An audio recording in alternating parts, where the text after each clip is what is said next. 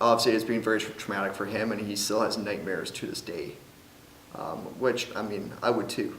If I found my mom, dead, even at, 30 right now, if I found that, I mean, that would be very traumatic. So I can only imagine what, he's had to go through, but he's a tough cookie, so I'm proud of him. What was the most beneficial part of just being able to talk to people around you and that? I think the biggest thing was that I knew I wasn't alone, that I wasn't the only one that was going through this. And, when anybody is going through such a traumatic situation like that or experience, the worst thing you can do is keep it to yourself, or feel like you have no one to talk to. And so because I was able to share this with my family and my friends and lean on them, I mean, it meant the world to me. And like I said before, I wouldn't be where I am today without them. Obviously, they've had to lean on me as well. And I've tried to be as much of a shoulder for them as much as they've been a shoulder for me. So, what was that question again? Sorry. What's the most beneficial part of talking to people? Yeah, I think it just, knowing that there was someone there that, understood what I was going through and that could listen to me and wouldn't judge me. And that felt good, especially during that week between my sister passing away and the day we later the rest. There was an overwhelming emotion, that was in our household, and and we all were able to lean on each other and and cry, and I still cry. There's still moments where I still break down and cry, whether it's at my sister's grave or I see something on TV that reminds me of her, or I'm going through a tough time myself and I don't have my older sister to call and lean on, right?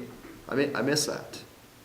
But I mean, I've been able to use, have my rest of my family, my friends, to not replace her, but be that comforting shoulder that I've needed over the years. Do you mind us asking what happened with your sister? Was she sick or? Yeah, so she was originally diagnosed with MS back in this was probably back in the early 2000s. She was originally diagnosed with that, but then she was misdiagnosed. It turned out it wasn't MS, that she had this rare terminal disease called Devick's disease. And it's got to do with MS has to do with lesions in the brain. With Devick's, she had lesions in her spine. And so essentially what it was doing was it was shutting down her organs bit by bit. And there was no cure, and she was in and out of the hospital every month. We lost her actually 6 months before this happened. We actually did lose her, but the paramedics were able to revitalize her in the ambulance. There were times where she should have been gone long ago, but she kept on bouncing back, and she kept on defying the odds and proving the doctors wrong. And so when this did happen, and she passed away in her sleep, her body just shut down. The official autopsy was that there was an accidental overdose of medication. She was on a lot of medication, and it was an accidental overdose, unfortunately.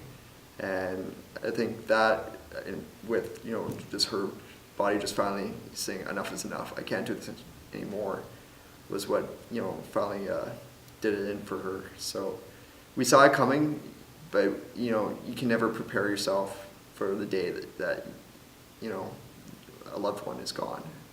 And the day before, and I still regret this moment, is the day before I had talked to her, because I had asked her, I sent her a text because I had just got this subscription with Skype for this telephone subscription with Skype, and I wanted to test it out for the first time. So I texted her asking her if I could call her, and she said, yeah, no problem. So I called her through Skype, and at the time when I called her, she was coughing pretty hard, and she didn't sound very good. But I knew my family was there with her, and so I wasn't overly concerned because I knew someone was there to look after her. And so, you know, that conversation probably lasted maybe 30 seconds, if that. And I don't even recall even saying I love you or goodbye. And that was the last time I spoke with her. And to this day, that bugs me. And you know, they always say, you know, don't forget to say I love you and goodbye to your loved ones, because you never know when it's gonna be the last time. Well, that was the last time, and I can't go back and change that now. And so that sucks. But I mean, I don't think she's mad at me or anything because of that. I wish my final words with her were I loved you.